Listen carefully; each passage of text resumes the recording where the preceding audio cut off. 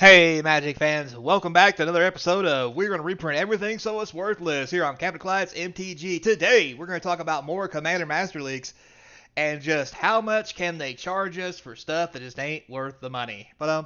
Anyway, before we get started, don't forget comment, like, subscribe, hit that notification bell. Keeps the channel sponsor free. I do appreciate it. So without further ado, let's take a look at the leaks we have for Commander Masters as of this Thursday. It's Thursday for Commander leaks. Today we've got, that's right, it's not been decoded because if you don't know what Ashnod's Altar is, I don't know what you're doing. 3 colorless, sacrifice a creature, gets you 2 mana. Fine uncommon, it's whatever. Next we have Treasure Nabber. Almost looks like Dockside Extortionist, but worse. Anyway, red and 2 for a 3/2. Whenever your opponent taps a artifact for mana, you gain control of the artifact till the end of your next turn. Again, it ain't no Dockside Extortionist. Kind of looks like his half-hearted brother. Anyway, moving on. We also have Teferi, Temporal Archmage, the one card that nobody asked for and we got anyway. So this thing's 2 blue and 4 for a 5 loyalty. Look at the top 2 cards of your library, 1 in your hand, 1 on the bottom of the deck. -1, you untap 4 target permanents. And if you happen to -10 it, you get an emblem that says you may activate loyalty abilities of planeswalkers you control on any player's turn anytime you could cast an instant. Next we have, oh my god, is that a good card? Smothering Tide. And this full art version is sexy. If you don't know, it's a white and 3. Whenever an opponent draws a card, that player has to pay 2 colorless. Otherwise, you get a treasure token, and it is sexy. Like this one. One actually worth a little bit of money. Not much. But Reliquary Tower gets a reprint. And to be fair, this is in almost every Commander deck, so I don't mind it being here. It's only an uncommon. It is a staple land, and art's kind of good looking, not going to lie. After that, we have La Grande Cromlath, also known as the Great Henge. 2 green and 7. If you don't know what this thing does, I'll tell you anyway. You tap it for 2 green and gain 2 life. It costs X less to cast as the highest power among creatures you control. And when a creature enters the battlefield, it gets a +1/+1 counter, and you draw a card. Non-token, by the way. Next we have Heliod, the Sun Crowned. I mean, this is a combo staple for not just Commander, but some of the older formats of Pioneer and what have you. So, 2 white and 2 for an indestructible 5/5, who only comes online when you have 5 or more devotion to white. The main kicker, though, is whenever you gain life, put a +1/+1 counter target creature you control, or an enchantment, and for a white and 1, you can give stuff lifelink. Pretty sweet, not terrible. Next we have, oh yes, is Queen Marcheska herself. Black-white, 1 red and 1 for a 3/3 Death Touch. Haste, when she enters the battlefield, you're the monarch. Beginning of your upkeep, if the opponent is the monarch, create a 1/1 black assassin creature token with Death Touch and Haste.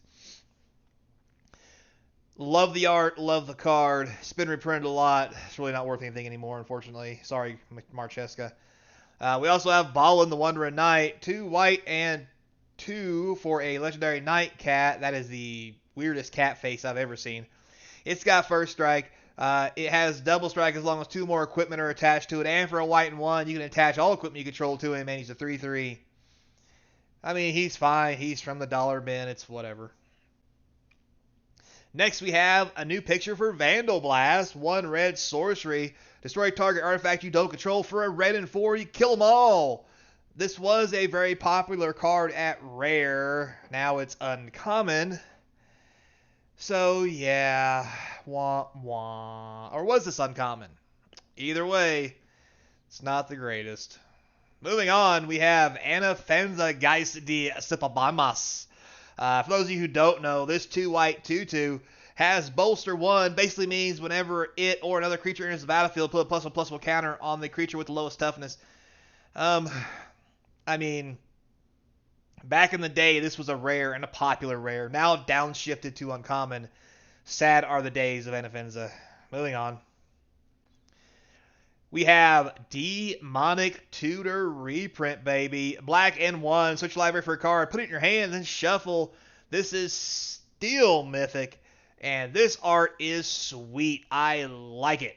But again, this is a Commander staple. I do expect it to be in here. But the reprints are going to keep driving the price down on this bad boy. That's just the way it's going to be. Demon Lord Belzadok. 2 black and 4 for a 6/6 flying trample. He's got flample. Flample, that is. Whenever he enters the battlefield, exile cards top your library to exile a non-land card. Put that card in your hand. If the card's mana value is 4 or greater, repeat the process. It deals 1 damage to you for each card in your hand this way. Not the greatest, but not that bad. Likes to be snuck into play. Is a Commander staple. Hammer of Nazan. So 4 colorless, equips for 4. This legendary artifact, whenever it or another equipment enters the battlefield under your control, you may attach it to a target creature you control. Creature gets +2/+0 and has indestructible. It's okay. Moving on. Next we have Loyal Retainers. White and 2/1/1. You can sacrifice and return target legendary creature card from your graveyard to the battlefield. You can only do it during your turn and before attackers are declared. I mean, it's a decent mythic. It does the thing. Yeah, it's all right.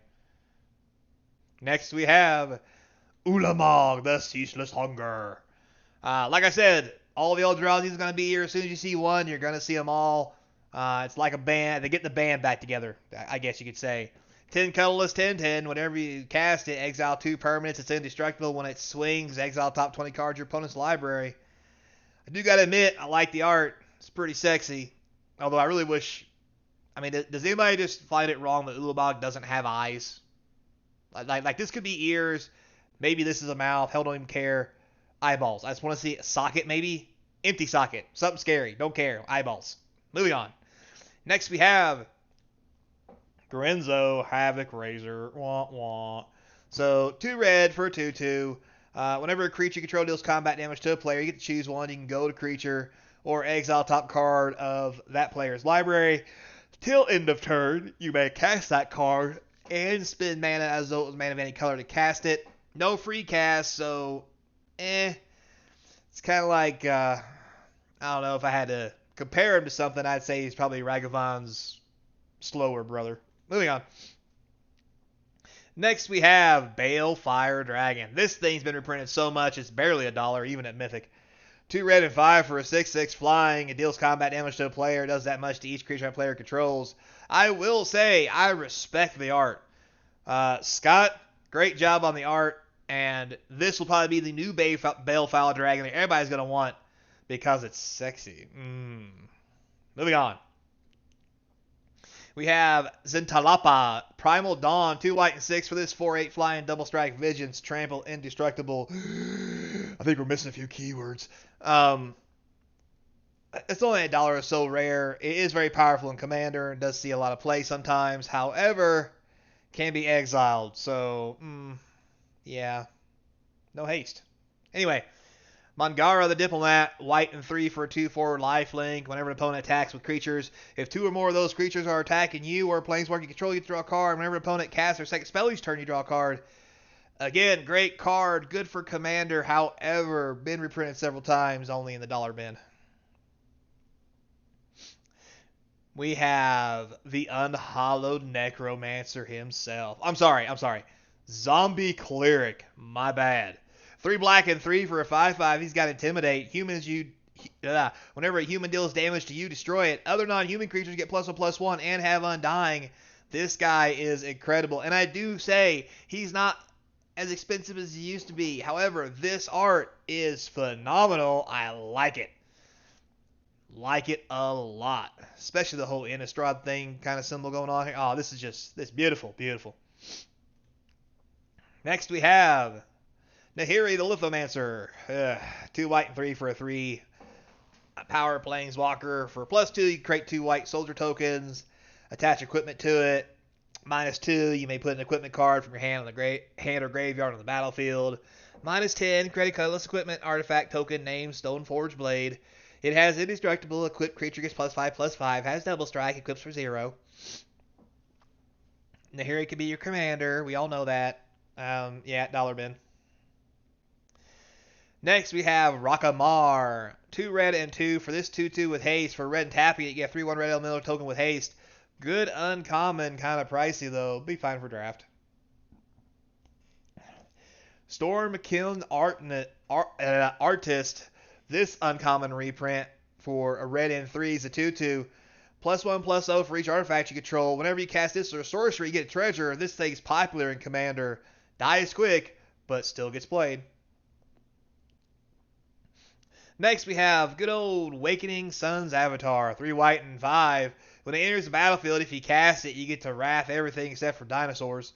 And it's a 7/7. Yeah, it's a Wrath of God with legs, if that makes sense. Anyway, moving on. Dollar bin. Edric, Sara Master Breeder.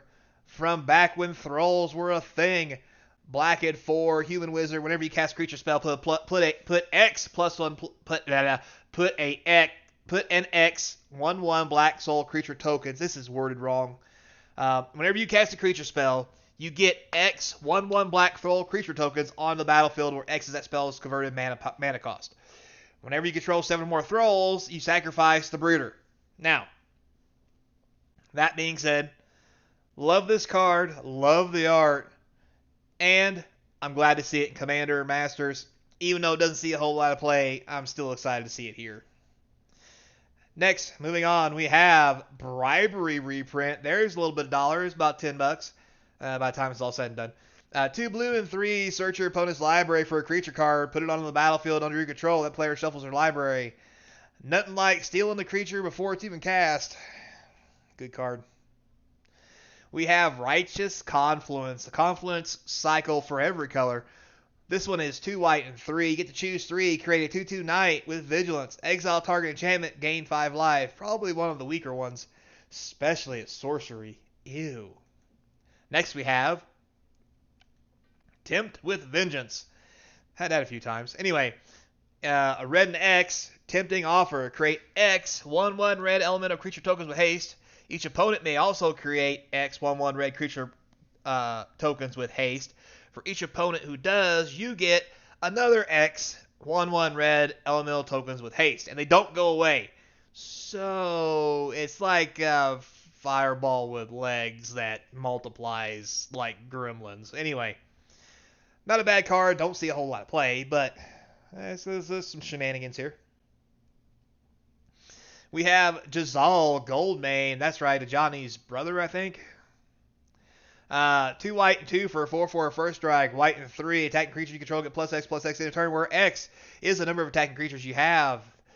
Devastating card for White Weenie. Great for Commander. However, still in the dollar bin. Next we have Verdant Confluence. This one's 2 green and 4 sorcery. Choose 3. Put 2 +1/+1 counters on a target creature. Return target permanent card from your graveyard to your hand. Search your library for a basic land card, put on the battlefield, tap, then shuffle. However, for 6 mana, I can think of a lot better things to do. This is probably not going to be very good, especially at 6 mana. Should have been 4 mana. I don't know. Dollar bin. Moving on. Next we have Sidisi Blood Tyrant. This bad boy from Dragons of Cartier, I believe, or Cons. Blue, green, black, 1/3/3. When it enters the battlefield or attacks, mill 3 cards. Whenever 1 or more creature cards are put in your opponent's graveyard, you get a 2/2 black zombie creature token. Amazing card, great in standard. I don't really see a whole lot of commander play, but whatever. Dollar bin. Sword of the Amethyst. Again. 2 colorless, +1/+1. Whenever creature attacks, you can search your library for a basic land card, put on the battlefield tapped. This is a very popular card and had a good price tag until they figured that out. Now it's been reprinted so many times, this is probably the dollar bin. Next we have, whatever that says. No, it's the Scorpion King. So black, blue, and 3 for a 5/5. For a black, blue, and 2, you can snake things out of people's graveyards, even your own or your opponent's. Put it into play as a 4/4 mummy with all of these same abilities while exiling the other card. This thing is a great card, very powerful. However, been reprinted several times, and this mythic's only in the dollar bin section. Yeah, yes, there's other abilities too. If it dies when it's on the battlefield, it goes back to your hand, yada, yada, yada. Nobody really cares. Yeah, moving on. Inspiring Statuary. Said no one ever we needed this again. 3 colorless non-artifact spells you have improvise, which means you can tap them to cast artifacts. Or tap something to tap artifacts to cast your crap. Yeah, dollar bin at best. Then we have Swords of the Throne, 2 red and 4 for this bad boy. It's a 5/5 flying dethrone from Take the Crown, I believe. Where dethrone is, whenever this creature attacks the player with the most life or the tied with the most life, it gets +1/+1 counter. And when it attacks for the first time each turn, if it's attacking the player with the most life or tied for the most life, untap all your attacking creatures after this phase, and there's an additional combat.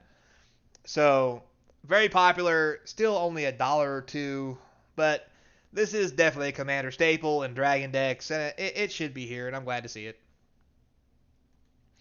Kaikar, Winds of Fury. This little goose, bird wizard. Anyway, white, red, blue, and 1 for a 3/3 flying. Whenever you cast a non-creature spell, you get a 1/1 white flying creature token. You can sacrifice your spirits to get 1 red. This is just an angry goose. If you've never... A swan, goose, big, large birds by lakes, chickens. Yeah. Screaming, yelling, attacking you because they just hate life. And you. I mean, it's fine. The art's really sketchy. I don't like how it's looking at me all seductively, but hey, whatever. If you're into that, have at it. Moving on, next we have Kimba, Kaya Regent. So, this bad boy, girl, cat, 2 white, 1 for a 2/4. Beginning of your upkeep, trade a 2/2 creature token for each equipment attached to this card. Not the best. It's an uncommon. What do you want from life? But it's still cool. I like it. Good art. We have Sakura, Deathkeeper, whatever the hell that means. We have an Orc Shaman, and that picture definitely screams Orc Shaman. I love it. Green, red, black, a 2 for a 4/3. Whenever another non-token creature you control dies, you get a 3/3/1 black and red Graveborn creature with haste. I like it. Dollar bin, but I like it. Next we have, whatever that says, no, it's Azumi, Lady of Scrolls. 3 blue and 2 legendary creature, human wizard, tap and untap wizard you control to draw a card. We've come a long way from the Mentor wizards that were tap 3 wizards, draw a card, to just tap 1 wizard. Good card, still though, probably a couple dollars at best. Next we have Shushalaka, or Curtain's Call in our language. Anyway, black and 5 instant. It has Undaunted. It costs 1 less for each opponent. Destroy 2 target creatures. This is a fine spell for 6. If you have an extra opponent, that's 5. If you've got 2, that's 4. That's real sweet. And if you got it on a playfield of the whole group still at the table, and you're casting this bad boy for 3 mana, woo, daddy. Could be sweet. However, as popular as it is, doesn't see a whole lot of play, and is only in the dollar bin. Wah, wah. Alright, and then we have Jarrell again. This version's been reprinted so many times, I'd be surprised if it's in the quarter bin. It's a green and 1, 1/2. Whenever you draw your second card every turn, you get a 2/2 cat. For 2 green and 4, all your creatures become XX, where X is the number of cards in your hand. Yeah, I mean, I guess it belongs here, sorta, but it's really a waste of a rare spot and not really even worth a quarter, honestly. Ugh, God. Makes me feel icky inside just looking at it.